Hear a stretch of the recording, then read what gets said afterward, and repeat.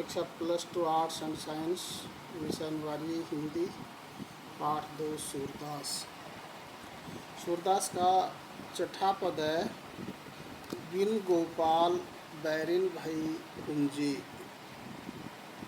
तभी लता लागती अति शीतल, अब भई विषम ज्वाला की पूंजी, वृथा बहती जमुना खग बोलत, वृथा कमल फूले अति गुंजी, पवन पानी घनसार संजीवनी दधि सुत किरण भानु भई गुंजी, ए उधो कहियो माधव सो विरह कदन करी मारत लुंजी, सूरदास प्रभु कोमग जोवत अखियाँ भई बरन ज्यों गुंजी।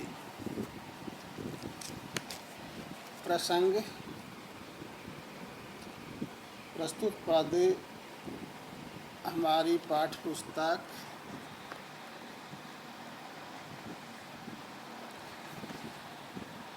सृजन में संकलित कवि सूरदास द्वारा रचित सूर सागर के पदों से अवतरित है। गोपियाँ श्री कृष्ण के विरह में दुखी होकर उद्धव को कह रही हैं कि सारी सुखदायिनी वस्तुएं अब उनको कष्ट देने वाली प्रतीत हो रही है। व्याख्या। गोपियाँ उद्धव से कहती हैं कि हे उद्धव, क्या आप जाने कि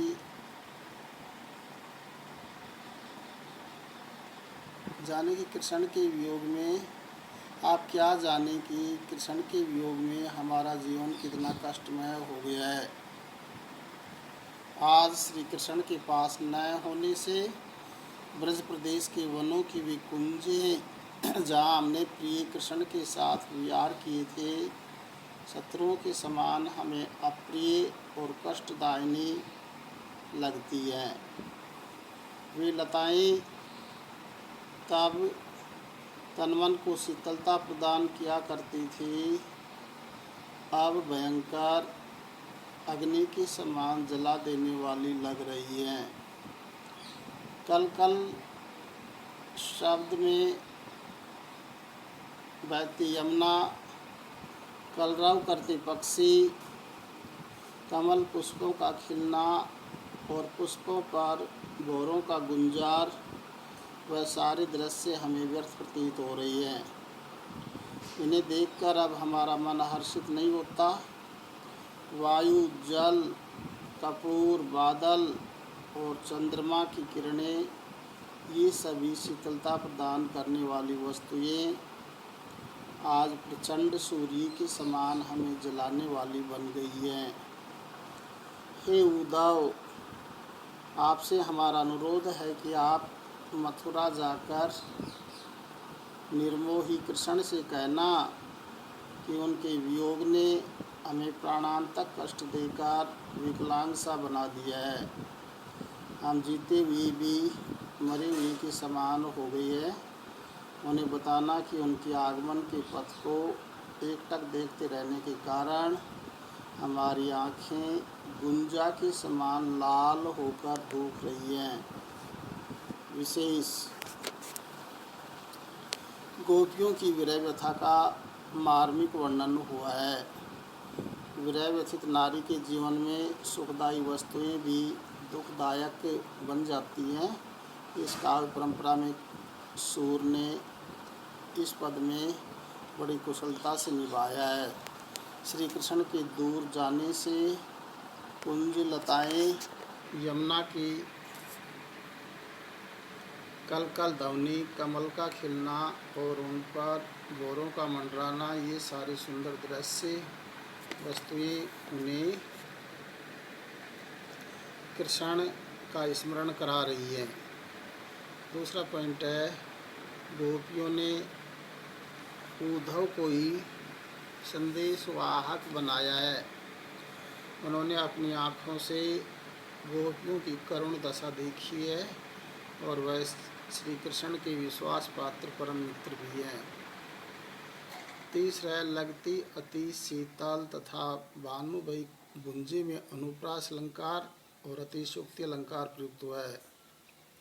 चौथा है वियोग श्रृंगार रस प्रयुक्त हुआ है। पांचवा साहित्यिक ब्रजभाषा का प्रयोग हुआ है। अमृत का पहला प्रश्न करेंगे। मानहु नील माटते काटे ले जमुना जाय पखारे में कौन सा अलंकार प्रयुक्त हुआ है, परिभाषा भी लिखिए। दूसरा है जिसकी मनचक्री पंक्ति में गोपियों ने किस पर व्यंग किया है। तीसरा प्रश्न श्री कृष्ण के वियोग में गोपियों की कौन सी चीजें व्यर्थ प्रतीत होती थी। चौथा हम तो दुहु भांति फल पायो गोपियों के इस कथन का आशय स्पष्ट कीजिए।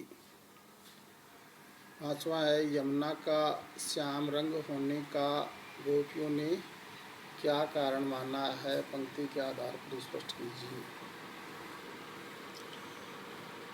तीसरा पाठ शुरू होता है रहीम। कवि परिचय। रहीम नाम से प्रसिद्ध नीतिपरक दोहों के अप्रतिम रचयिता का पूरा नाम अब्दुल रहीम खान खाना था। इनका जन्म 1556 ईस्वी में हुआ। इनके पिता का नाम बैरम खां था जो अकबर के संरक्षक थे। रहीम कई भाषाओं के ज्ञाता, विद्वान और उदार हृदय पुरुष थे।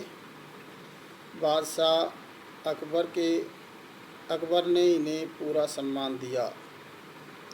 उन्होंने मुसलमान होते हुए भी हिंदू देवताओं के प्रति सम्मान प्रकट किया। इनका देहावसान 1626 ईस्वी में हो गया। उन्होंने नीति, भक्ति और श्रृंगार तथा प्रेम आदि विषयों पर रचनाएं भी की हैं। रहीम को दोहा, सोठा, बरवे तथा सवैया आदि छंदों से लगाव था। रचनाएं रहीम की प्रमुख रचनाएं दोहावली, बरवे नायिका भेद, रास पंचाध्यायी, मदनाष्टक तथा नगर शोभा आदि हैं।